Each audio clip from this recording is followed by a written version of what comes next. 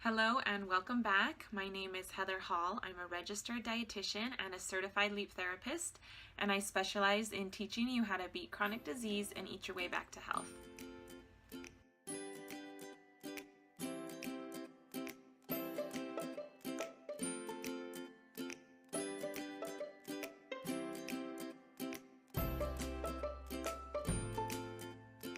This video is for my clients that are completing week 3 of the 4-week LEAP Jumpstart program. So if that sounds like you, you're in the right place. Week 3 is all about eating the rainbow. So we'll talk more about that in a minute, but first, be sure that you take a minute to reflect about how week 2 went for you. There's a space in your workbook to make some notes about it at the beginning of week 3. So be sure you do that because I want to hear all about how that went for you at our next consultation. I also want to take a minute here to talk about the scripts that we have running through our heads and encourage you to replace the negative dialogues that you may have with positive ones. So I find that a lot of my clients are coming to me after years of struggling with different conditions, possibly with weight control. Often they've been on a lot of different diets, and when the diets did not work for them, they assumed that it was because they had somehow failed and not that the diet had failed them. And so I find that there's a lot of negative self-talk and a lot of food rules and a lot of just negativity going on. And so I really encourage you to be kind to yourself and encouraging, and the things that you say to yourself make a big difference. So I want you to start saying things to yourself like, my body is amazing and it knows just how to heal itself when I give it what it needs. And I am giving it what it needs right now. So be sure that you have some positive dialogues going in your head. So let's move on to talking about eating the rainbow. And when I say eat the rainbow, I am talking about eating a variety of whole, nutritious, real foods that are just packed with nutrients and all of the things that your body needs to thrive. And this week we're especially focusing in on our fruit and vegetable intake and adding that habit into our lifestyle. So one of the problems that we have in America is that we have diets that tend to be calorie rich and nutrient poor. And when we talk about eating a lot of fruits and vegetables, those have the opposite profile. So fruits and vegetables are nutrient rich and calorie poor. So they will contribute a lot of minerals and vitamins and antioxidants and those sort of things, but you won't be getting a lot of calories from them. And that's kind of just the flip that we need. There are roughly 42 essential micronutrients. Micronutrients are your vitamins and your minerals and your essential fatty acids and amino acids and all of those phytonutrients and antioxidants that are a part of your food in very small but very important amounts. Americans are increasingly deficient in many of the micronutrients. So let's take a look at what some of those are. A 2015 study looked at the prevalence of nutrient intake in adults based on body weight in the United States, and they found that around 50% of Americans were not eating enough vitamin A, vitamin C, vitamin A, vitamin C, calcium, and magnesium. And 90 to 95% of Americans were not getting enough vitamin D or vitamin E. The Centers for Disease Control tested the blood and the urine in a whole bunch of people, and they estimate that about 90 million Americans are deficient in vitamin D, about 30 million Americans are deficient in vitamin B6, 18 million Americans are deficient in vitamin B12, 16 million Americans are deficient in vitamin C, 8 million Americans are deficient in iron, and that percentage is higher among Latinos and Blacks.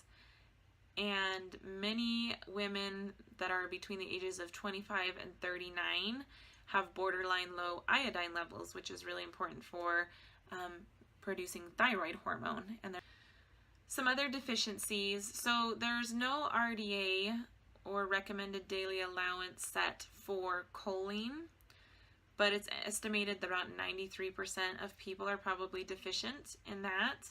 And choline is found in large amounts in eggs, poultry, seafood, collard greens, and potassium. It's estimated that about 97% of Americans are deficient in that.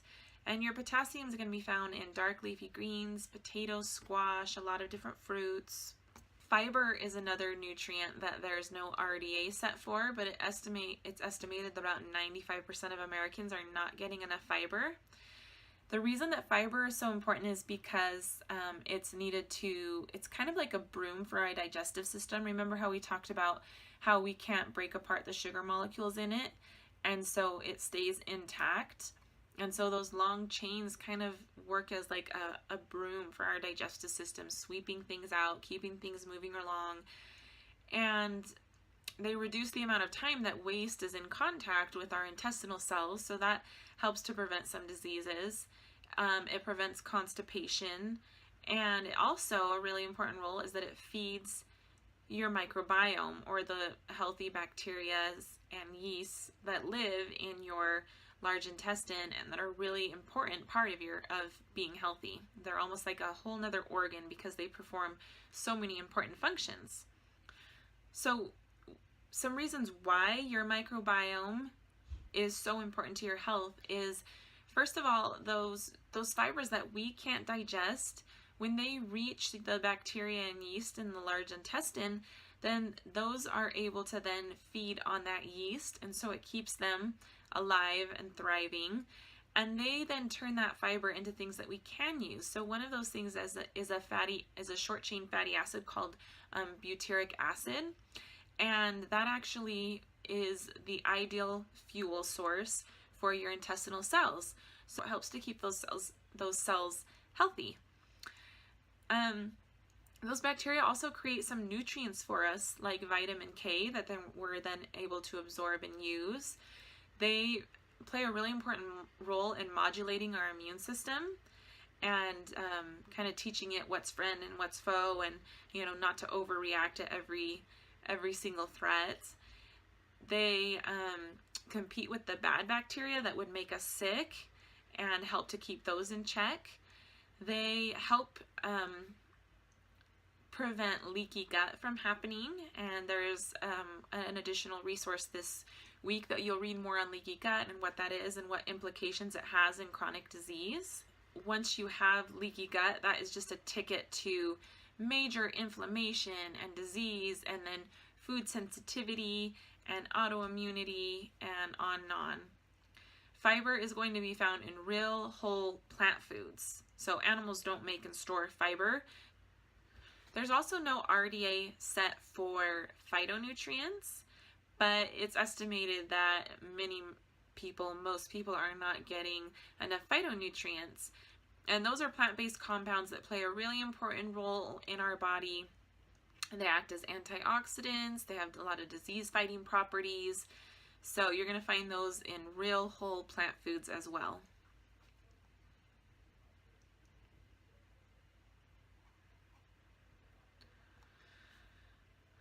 Now, a skilled practitioner that's trained to do this, many dietitians are, can actually do a physical exam on somebody and be able to spot a lot of signs of deficiency that way. So for instance, if your nails are spooned or spotted or like have rigid lines in them, that can be signs of certain deficiencies like zinc and iron.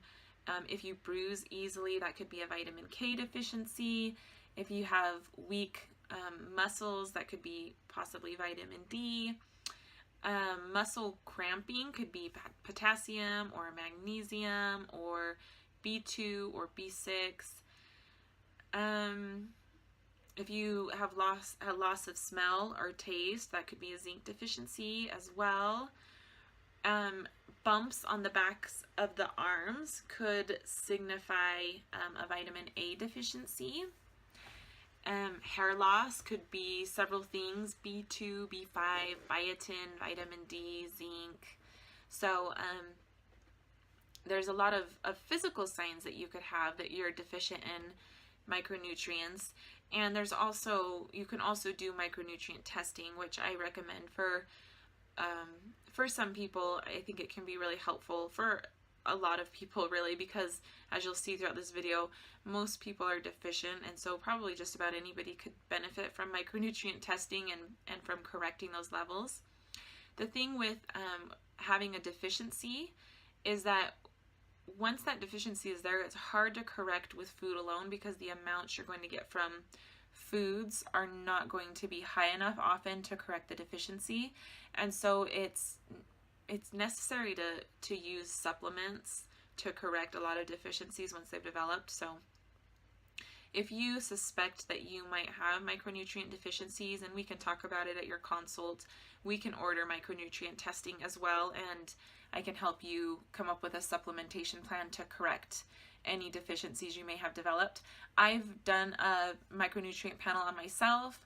I'm pretty healthy, no major health issues, and I have one deficiency and several borderline deficiencies that I am working on correcting. So let's talk a little bit about why so many Americans have so many deficiencies and what we can do to combat that and correct that. So first of all is alcohol use. So drinking alcohol frequently can deplete zinc, magnesium, phosphorus, B1, B2, B6, folate. And so of course the remedy for that is to drink alcohol in moderation or not at all. Medications are also another reason why certain nutrients can become depleted. So for one thing, antibiotics can deplete vitamin K, for instance. Diuretics deplete potassium, magnesium, zinc, B6, depending on the diuretic. Metformin, which is widely used for PCOS, diabetes, is associated with B12 deficiency. Another antibiotic called trimethoprim is associated with folate deficiency. And then proton pump inhibitors, which are widely used to help with stomach acid and heartburn,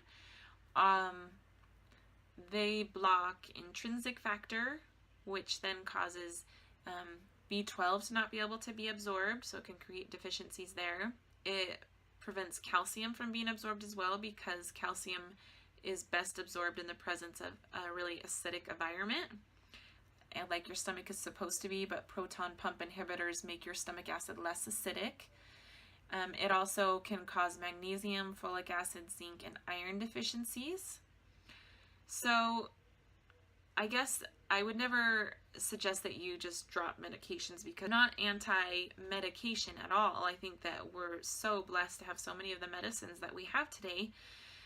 However, I think that some of these problems could be avoided by addressing the root cause. So why do you have the heartburn in the first place? And look at the underlying reasons there. So the most common reason for heartburn is actually too little stomach acid in the first place. So then you would ask, well, why do I have too little stomach acid? And the most common reason for that is because you have inflammation somewhere along the lining of the stomach that is preventing your cells from being able to create as much acid as they're supposed to be able to. So then you ask, well, why is my stomach lining inflamed?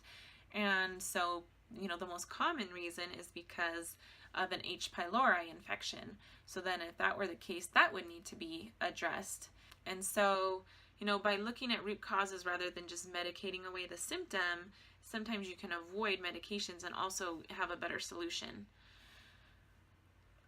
Well-meaning special diets, such as a vegetarian diet, a vegan diet, gluten-free diets, even low FODMAP diets have become popular recently, ketogenic diets.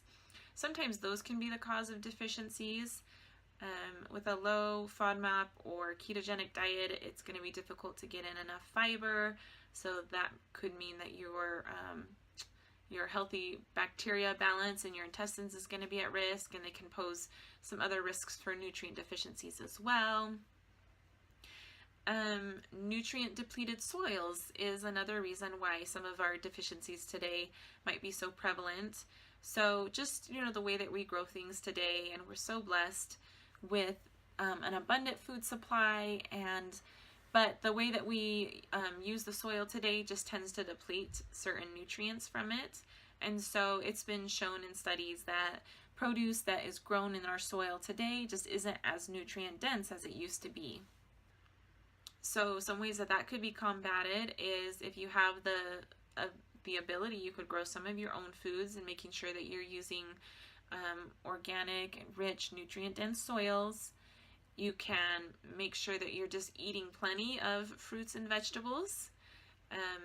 You can be sure that you are using a multivitamin on top of just a really sound, healthy, varied diet, just to give yourself a little extra boost in nutrients there. And then probably the biggest reason why we are so nutrient deficient is because of where we're getting our food from, which goes back to them being calorie rich and nutrient poor sources of food. So let's take a look at our top 10 sources of calories for Americans. So the first is grain-based desserts like cakes, cookies, donuts, pies, crisps, cobblers, granola bars. So that's the number one place where Americans are getting the most calories from. So dessert. Number two is yeast breads, which are usually with white flour, which are going to be low in B vitamins and fiber. Number three is chicken and chicken mixed dishes, often processed and with additives. Number four is soda, energy drinks, and sports drinks. Pizza is the fifth source of calories in the American diet. Alcoholic beverages is number 6. Number 7 is pasta. Number 8 is Mexican mixed dishes. Number 9 is beef and beef mixed dishes. And number 10 is dairy desserts.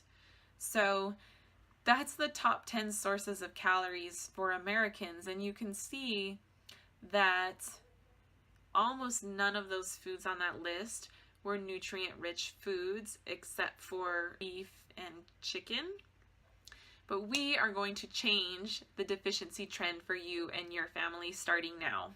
So the remedy for our nutrient-poor diets is to eat the rainbow. And so that's what we're going to focus on this week. So eating the rainbow means you're eating a variety of whole, real, unprocessed foods. In general, every step of processing that your food goes through is going to cause it to lose nutrients. Cooking typically will kill some of the nutrients, especially some of the more sensitive ones like vitamin C. Removing the bran on grains and when they, turn it from a whole grain into a white grain. Also, every day after produce is picked, it's losing nutrients. And, often the produce that we're getting from the store is a couple of weeks out from being picked by the time we get to the store, buy it, and get around to eating it. So that could be another reason why growing your own foods could help with nutrient density. So not only can you ensure that your soil quality is really good, but you can also eat it when it's fresher and more nutrient dense. And while we are focusing on increasing our vegetables and fruits this week and getting a variety of colors within those food groups, just keep in mind that a variety of nutrient rich foods within all of the food groups is really important too. So butter and meats and seafoods and whole grains and nuts and seeds. But we're trying to keep this simple and we're focusing one thing at a time. And so this week it's fruits and vegetables. So if you're wondering now how many fruits and vegetables should you be eating, there's a little graphic in your workbook. You can look up on there your gender and your age, and it will tell you how many cups of fruits and vegetables you should be getting a day. Most adults are going to need somewhere between 4 and 5 cups of fruits and vegetables, and you'll want roughly half of that or a little more to be vegetables and a little bit less than half to be fruits. So this is where that third section of your plate that we weren't focusing on too much last week is going to come in. So that non-starchy vegetable section of the plate, you're going to really want to focus on filling in with just a variety of rich colors and, you know, different vegetables. And then in your carbohydrate section, you can be adding in some fruit sources and some starchy vegetables and taking advantage of the different nutrient profiles of all of the various foods. So there's no one or even two foods out there that's going to give you all of the nutrients that you need to thrive. And so getting a variety of different foods is really key for health and making sure that you're just getting plenty of all of the essential nutrients. So you may be wondering what a cup of a fruit or vegetable is, and I don't want you to get super worried about exact measurements here, but basically when you're measuring out what a cup is, it's going to be literally what would fill up a 1 cup measuring cup. So a medium fruit typically is going to be 1 cup, a medium apple or orange. Now, when it comes to leafy greens, the trick there is that you count it as only half the volume. So if you have 2 cups of leafy greens on your plate, you count it as 1 cup just because there's a lot of air in there. And then when it comes to dried fruit, you can actually double it. So if you have a 1/4 cup of raisins, you can count that as a 1/2 cup of fruit. So it's cup for cup all of the time, except for when you're dealing with leafy greens, which you only count as half, and dried fruits, which you'll actually double. Don't get too caught up in measuring out all of the fruits and vegetables and getting exact quantities down. Really, what's most important is that you're eating a lot of them, and we are going through a hyper awareness stage during this program. So do some measuring and kind of figure out how much does a 1/2 cup of apple slices look like, or how much does, a cup of peas look like on my plate. And do a little bit of measuring in the beginning just to get a feel for things. So how are Americans doing on eating the recommended amounts of fruits and vegetables? The Centers for Disease Control put out a report, and they found that from 2007 to 2010, about 60% of children were not meeting the recommendations for fruit. About 93% weren't meeting the recommendations for vegetables. For adults, about 76% were not eating enough fruit, and 87% were not eating enough vegetables. When you think about those statistics, it's amazing that really only half of Americans have chronic disease and not more than that. Let's talk about some of the reasons for eating plentiful fruits and vegetables. Fruits and veggies are going to be really rich sources of vitamins. And vitamins are important for helping every cell in your body to just function at optimum capacity. They act as cofactors for many enzymes and reactions. They're really important for cell function. They're really important for immune system function and a whole lot more.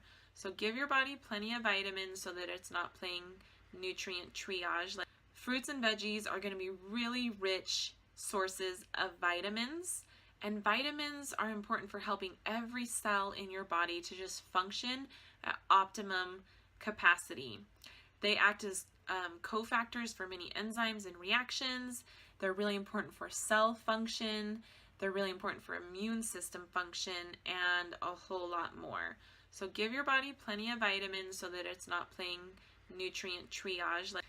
Minerals are also going to be found in large amounts in fruits and vegetables. They are essential building blocks for tissues, bones, joints, electrolytes for fluid control, repairing damage. So your body needs plenty of minerals in this healing process. Fiber is also going to be found in large amounts in fruits and vegetables. And fiber, again, is going to add bulk to your foods, help keep things moving along. It's going to help make you feel fuller when you're eating, feed those good bacteria, help you to have a healthy intestinal lining, heal leaky gut or prevent it from happening again. And phytonutrients and antioxidants are also really important parts of fruits and vegetables, and they're found in abundant amounts in fresh foods. So they are going to act like the mops, basically, of our systems, just going around our bodies and mopping up all of the free radicals from stress and inflammation and the constant toxins that we're exposed to on a daily basis that are just bouncing around in our cells and reacting and causing damage. And they also help your liver to be able to detoxify and, you know, get rid of some of the things that it might be holding on to as well that could be contributing to your sickness. And then every fruit, even within the same colors, or every vegetable, even within the same color group, is going to have its own unique nutrient profile. So variety is really key. That's why we call this Eat the Rainbow. Let's talk just a little more specifically just about just a couple of these micronutrients and why you need them. I'm only going to go through a few because, like I said, there's 42 essential micronutrients, and it would take a long time to do a thorough investigation of each one of them. But let's talk for a second about vitamin A. So vitamin A comes in two forms in food. There's preformed vitamin A, which is going to be found in animal products. That's the kind that your body more readily uses. So you're going to find high amounts of vitamin A in eggs, meat, dairy, butter, especially from animals that have been on green grass. The other source of vitamin A is in the form of carotenoids that are going to be found in fruits and vegetables. And this is an inactive form of vitamin A that your body has to convert into a more active form. It's going to be found in large amounts in leafy greens, red and orange produce like carrots and red bell peppers and sweet potatoes. It's critical for good vision and night vision, producing and modulating the activities of your white blood cells, health of your endothelial cells, which are the cells that are lining the interior surfaces of things such as your digestive tract. It's really important for cell growth and division, so it plays a really important role in fertility and in reproduction and in growing a baby. Vitamin C. So vitamin C has been shown to prevent some cancers and even shrink some tumors in high amounts and lowers cardiovascular disease risk. It's an antioxidant, so it protects the cells against that free radical damage. It helps with healthy aging, skin, endothelial cells again, bones, connective tissue all need vitamin C.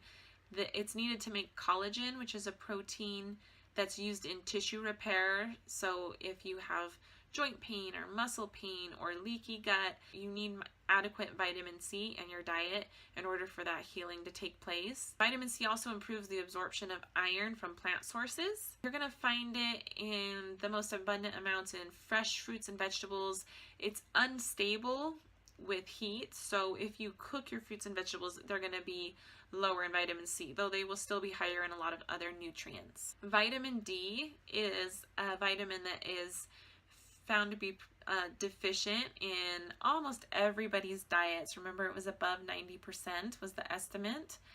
And vitamin D is super important because it's a prohormone and it affects the hormonal balance and the immune regulation of the body. It plays a really important role in calcium absorption into the bones. Some of the biggest vitamin D deficiency symptoms include a weakened immune system, seasonal depression, autoimmune disease, cancer, weak bones, skin issues like eczema and psoriasis, dementia, and it's also been found to play a role in diabetes as well. Some of the top foods you're going to get vitamin D from, first of all, this isn't a food, but sunlight is a great source of vitamin D. It actually is synthesized from when the sun hits the cholesterol in your skin. It's able to produce vitamin D that your body can use. Cod liver oil is going to be one of your best food sources for vitamin D. Sardines, salmon, mackerel, tuna, caviar as well. Raw milk, eggs, and mushrooms are also great sources. B vitamins. So B vitamins is a huge family of vitamins. There's B1, B2, B3, B4, B5, B6, B7, B9, B12. You probably often hear them called by other names such as niacin, thiamine, pantothenate. They're really important for metabolism in your cells. So if you're not getting enough of certain B vitamins, you might feel sluggish and tired. They're really important for nerve function. So a lot of neurological symptoms like numbness, tingling, difficulty walking, confusion, memory loss, depression, psychosis, dementia, those could all be contributed to by certain vitamin B deficiencies. Folate, or B9, is necessary for proper cell division, and pregnant women that are deficient in folic acid are going to be a lot more likely to have children with neural tube defects. And a note on folate versus folic acid. So folate is the naturally occurring form that you're going to find in foods and things. Folic acid is a man-made synthetic version. That's what you're going to find in your fortified grains. So anything that's not a whole grain by law has to be fortified with certain vitamins, and folic acid is one of them. So it has to be converted in the body, and some people are not as good at converting folic acid into folate as others. So that could be another reason for deficiencies, is just genetic mutations that make us less able to use certain nutrients in our food. B vitamins are really important for red blood cell production and a whole lot of other things.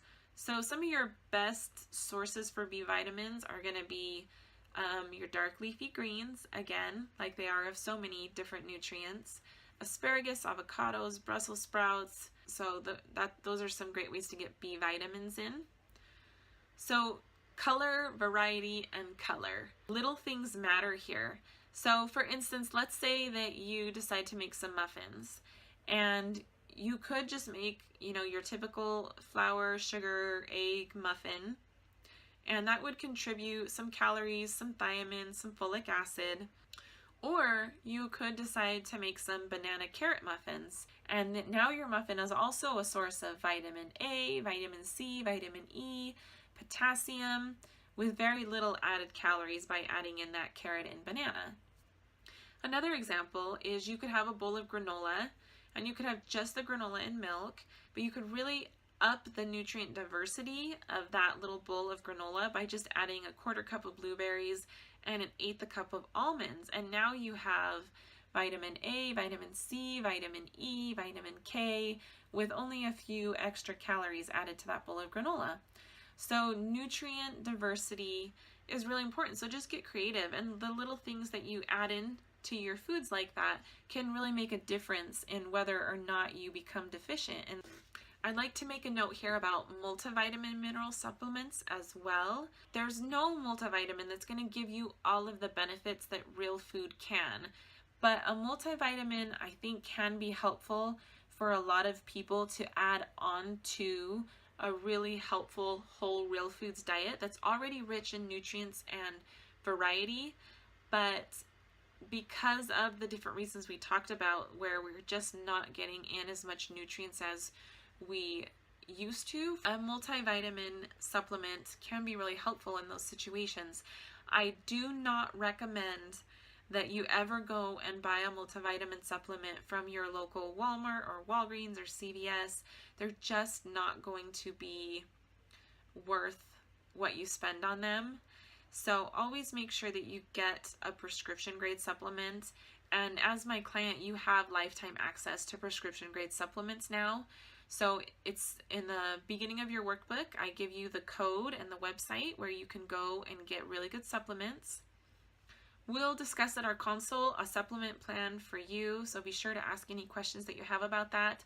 I am a food first proponent, and so I do like to try to get in all of the nutrients and do as much therapy as we can using food.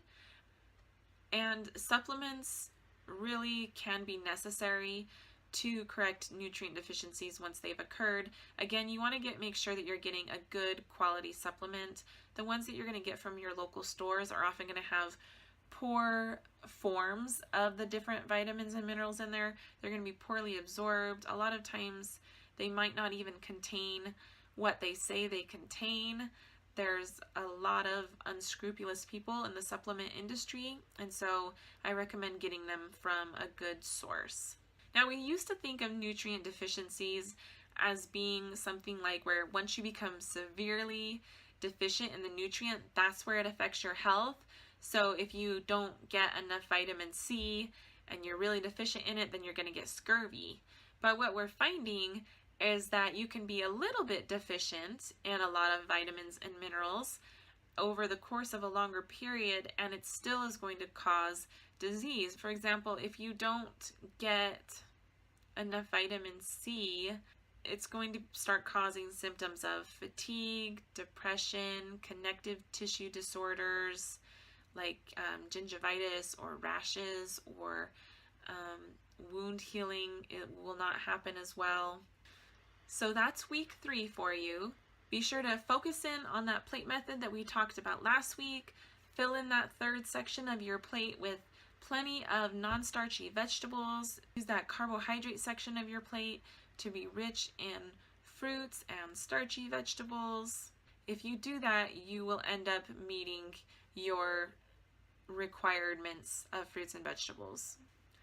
I waited to introduce fruits and vegetables, even though it's really important, until week 3, because hopefully this will kind of gradually work you into eating those larger amounts of fruits and vegetables in your diet, because they can cause some digestive issues if you just go from eating very few fruits and vegetables to eating a whole bunch all at once. And so hopefully you've already kind of been naturally upping your intake as you've been trying to eat healthier these past 2 weeks.